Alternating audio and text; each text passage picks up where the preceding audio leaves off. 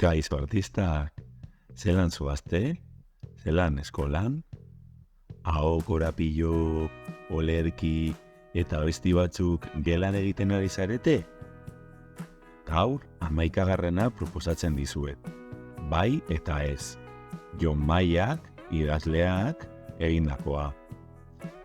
Alde batetik erritmo batekin izan dezakezue, baina bestela, altzerraren astea erritmoarekin ere nahiko ondo geratzen da. Gu, aste honetan, urriaren lehenengo astean, aho korapilo hau erabiltzen ari gara. Erabilgarri egingo zaizuelakoan.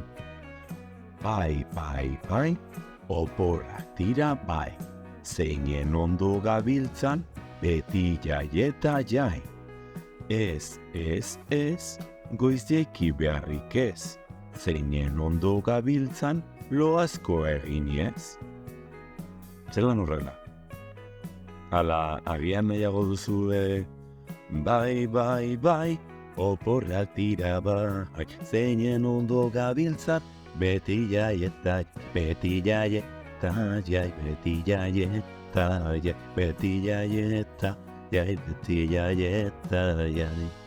Ez, goizeki beharrik ez, zeinen ondo gabiltzan, loazko eginez, loazko eginez, loazko eginez, loazko eginez, loazko eginez. Eta zuk zein nahiago duzu? Beno, praktikatu eta gogoratu.